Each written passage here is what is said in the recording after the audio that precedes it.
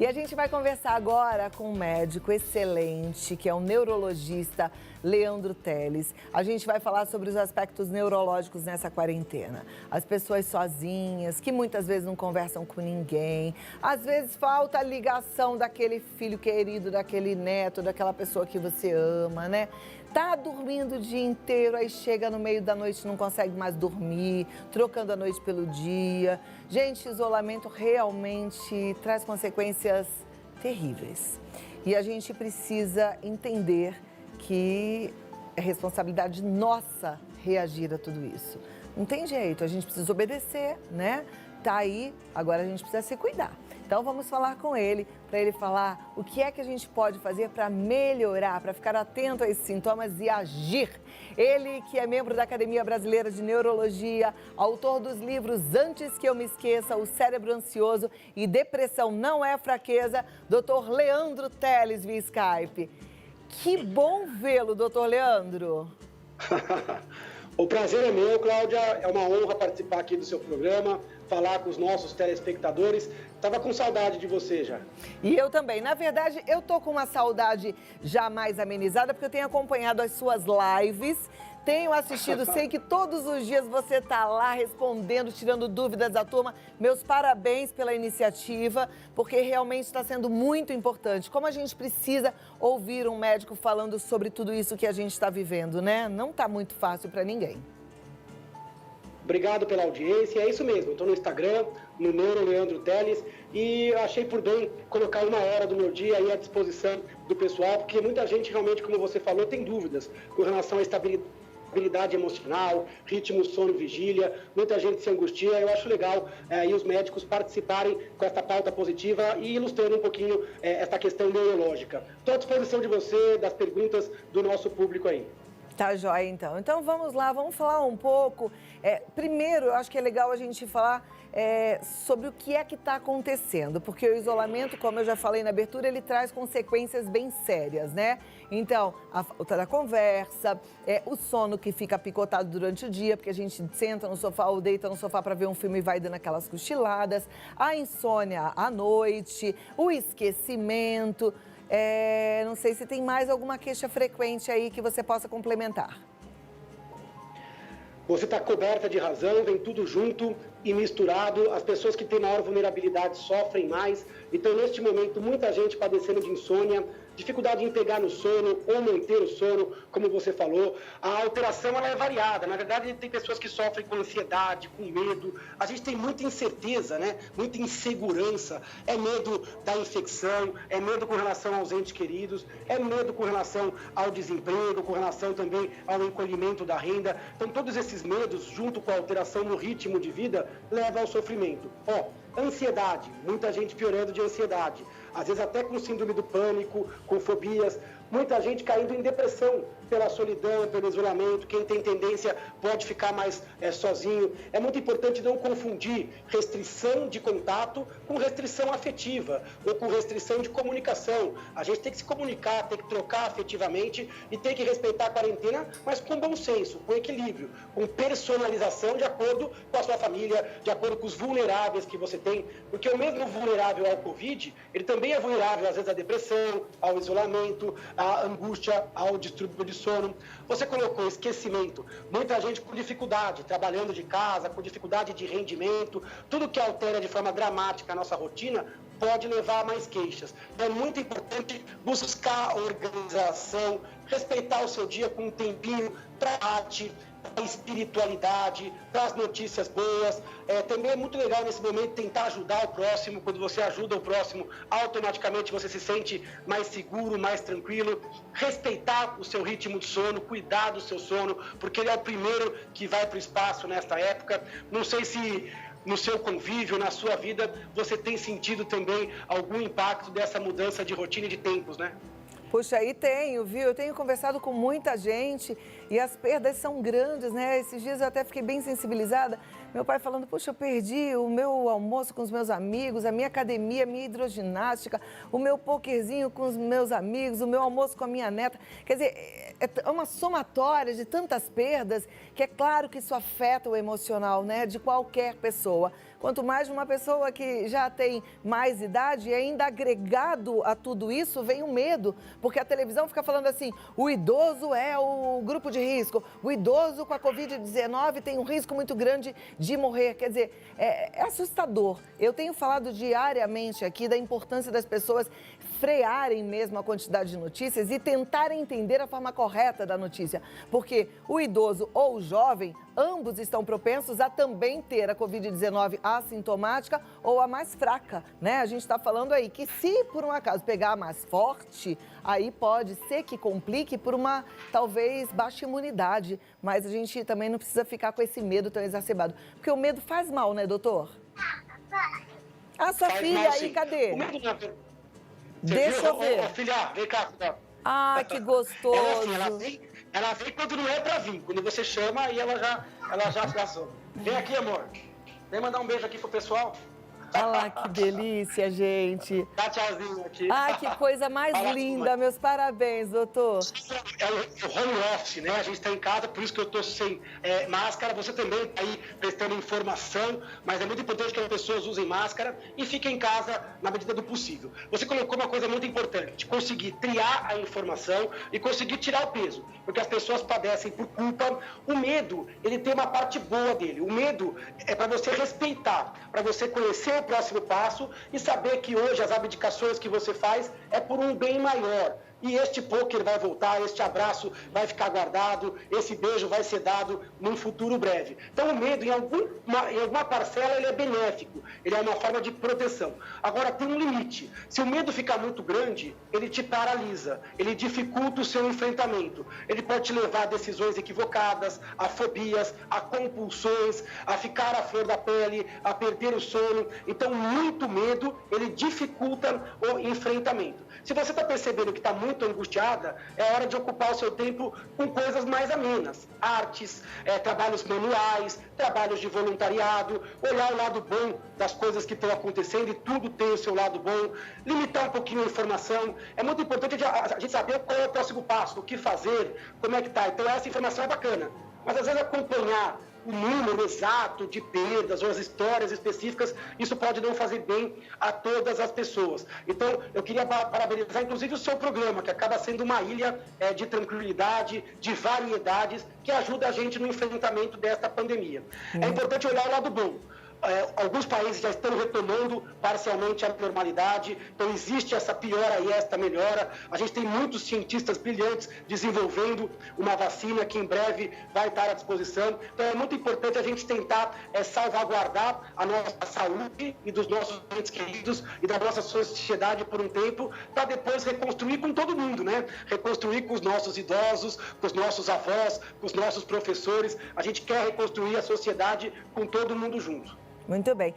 A gente costuma falar, inclusive eu repito isso muito aqui no programa, que a saúde tem alguns pilares. É alimentação, exercício físico e o sono, ele entra como um desses pilares para a saúde, né? Para boa saúde física e mental. E tem muita gente reclamando de insônia. E aí, o que é que a gente pode fazer? Tem algum recurso? A gente precisa buscar ajuda médica? Como é que é isso, doutor? Pergunta excelente e eu concordo plenamente. Um dos pilares, além do controle do estresse, alimentação, exercício, é o controle do sono. A gente, às vezes, negligencia um pouco o sono. Primeira coisa, tem que dedicar tempo a ele. A gente tem que dormir aí pelo menos de 7 a 9 horas, um adulto saudável. Existe uma variação entre as pessoas. É importante não esperar só o sono chegar até você. É importante que a gente vá em direção ao sono com hábitos saudáveis. Fazer atividade física, mas não em cima da hora de deitar. Então, fazer atividade física de manhã, à tarde ou até o comecinho da noite, evitando a hora próxima do sono. Diminuir o consumo de alimentos muito estimulantes, o excesso de cafeína depois das 6 horas, alimentos muito condimentados ou excessivos perto da hora de deitar. Cuidar do seu quarto com uma roupa de cama adequada, um pijama adequado, um controle de temperatura, um controle de som, um controle de luz. Evitar a luz do celular, da televisão e do notebook perto da hora de deitar, usar o quarto só para dormir, se perder o sono, sai do quarto, vai fazer alguma outra coisa com baixa iluminação e volte para a cama com sono. Tudo isso vai ajudar no condicionamento. Outra coisa que é bacana é atividade de relaxamento, uma boa massagem, um livro que tenha pouco a ver com o estresse atual ou com a sua profissão, são atividades de transição, meditação, yoga, uma conversa mais amena. Tem gente que gosta de um leite quente ou de um chazinho mais calmante, isso pode ajudar. Mas uma parcela da população vai precisar sim de um médico. Então, se a insônia persistir a despeito de tudo que eu falei, é importante buscar um médico para ver se não tem um desbalanço hormonal, para ver se não tem uma depressão ou uma ansiedade, ou uma insônia genética que vai se beneficiar sim de algum outro recurso que o médico possa te prescrever. Muito bom, obrigada pela resposta. Eu tenho recebido bastante mensagem de telespectadores já mais maduros, de 60 anos para frente, reclamando que sentiram uma mudança no relógio biológico. Alguns falam que dormem muito mais cedo do que antes e acordam 4 horas da manhã e tentam mudar essa rotina e não conseguem mais. Outros falam que picotam o sono durante o dia e também acordam no meio da madrugada e também não conseguem dormir mais. O que é isso, doutor? Então, existem algumas pessoas que têm uma vulnerabilidade maior a problemas de sono. A gente sabe que mulheres têm um problema maior, principalmente na época de gravidez, puerpério, quando nasceu o bebê, na menopausa. Na terceira idade, o sono também muda, ele fica mais superficial, ele encolhe, às vezes vai estar 6, 7 horas, e ele tem esse padrão que você falou. Ele fica um pouco mais adiantado e o idoso, às vezes, ele acorda muito, muito cedo. Então, é muito importante tomar cuidado. O maior regulador do sono é o hábito. Então, é importante você tentar empurrar esse hábito para dormir um pouquinho mais tarde e acordar um pouco mais tarde. Os idosos também, às vezes, têm o hábito de cochilar à tarde. O sono, às vezes, fica bifásico. Esse cochilo não tem problema, mas ele tem que ser cuidadoso. Ele tem que ser rotineiro e tem que ser curto. 30 minutos, 40 minutos. Mais do que isso, ou se muito tardio, pode repercutir também à noite. Muitos idosos abdicam da atividade física, e isso também é um erro. Tem que manter a boa atividade física. E cuidado com a doença clínica. Muitos idosos dormem mal porque a próstata está grande, aí vai urinar muitas vezes, ou tem um refluxo, ou tem uma dor crônica da artrose. Então é muito importante cuidar da saúde do peso, cuidar dos hábitos, mas a gente tem que entender que existe sim uma mudança. Menos sono profundo, um despertar geralmente mais precoce e um sono bifásico. Isso é Outras ruim? Pessoas que... Isso é ruim? Isso não é ruim. Não é ruim, isso é só natural Não. da vida, é isso? Isso é natural da vida. Quando a pessoa vai envelhecendo, diminui o sono profundo, diminui o sono REM e a pessoa tende a dormir mais cedo, acordar mais cedo. Se a pessoa está tocando um ritmo de vida normal sem problemas, isso não é doença. Agora, se ele tiver com sonolência de dia, estiver dormindo pelas tabelas, muito cansado, esquecido, opa, aí pode ser que esse sono tenha que ser manejado, sim, por um médico. E aí, neste caso, sim, a gente vai dizer que há uma doença. Mas isso que eu falei anteriormente é natural do envelhecimento. Tá, joia. Perguntas aqui. Boa tarde. Gostaria de saber o que fazer para que meu esposo durma à noite, pois ele acorda todos os dias às 3 horas da manhã e não dorme mais. Esse tá igual o meu tá acordando às 4. O que a gente pode fazer, hein? A gente chama isso de clocking, é um nome americano, quer dizer, sempre na mesma hora a pessoa, pumba, acorda. Tem que tomar muito cuidado, tem que rever se não tem cafeína, nicotina, álcool, se o paciente não tem apneia do sono, então em alguns casos mais chatinhos, você vai ter que fazer um exame que é a polissonografia, tem que ver como é que está o peso, porque isso também dá muita apneia, tem que ver a atividade física, se está regular, tem que ver se está cochilando de dia ou não. Então tudo isso o médico vai revisar. Agora, alguns pacientes podem ter sim desaprendido a dormir a noite inteira. E aí você pode usar medicamentos que é diferente. Uma coisa é colocar alguém para dormir.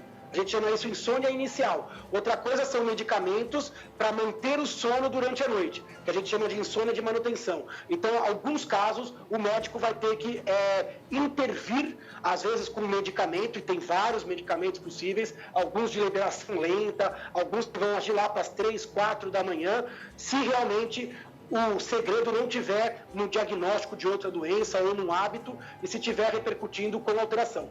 Sabe que nesta época de pandemia, muita gente piorou o sono, muita gente com pesadelos, com sonos vívidos, isso faz parte do estresse durante o dia. Então, esse estresse ele vai sendo acumulado, esses pensamentos vão sendo acumulados e é muito comum as pessoas terem noites com sonhos mais vívidos, com mais despertares. Então, às vezes é muito importante você cuidar dos pensamentos durante o dia. Se a gente já quem já jogou cartas ou já fez alguma coisa, sabe que você fica um dia fazendo a mesma coisa, chega à noite, aquilo aparece no seu sonho, então o sonho acaba sendo uma colcha de retalhos de emoções do dia e de pensamentos do dia. Então diminuir o estresse do dia pode ser fundamental para colher uma boa noite de sono. Ok, eu tenho bastante perguntas, mas eu não tenho mais tempo mesmo? Então... Mais 2 minutinhos, ping-pong. Vai lá, doutor, então bem rapidinho. A Josevânia, ela tá querendo saber se é normal sentir mais fome na quarentena. Pode acontecer, por ter mais ansiedade, aumento do fenômeno compulsivo, cuidado com o excesso alimentar. É comum isso acontecer e tem que tomar cuidado. Tá, joia. Como é que ela pode cuidar disso? Ela quer saber.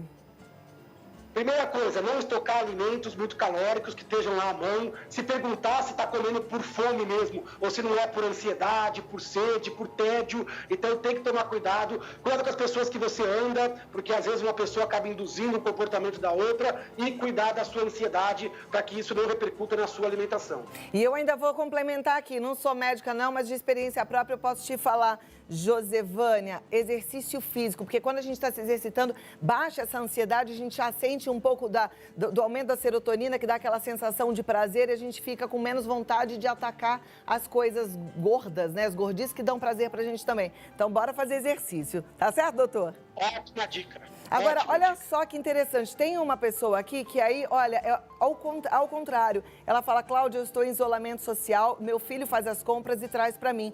Por conta dessa fase de pandemia, até meu estômago anda reclamando. Tenho comido muito pouco e já emagreci 12 quilos.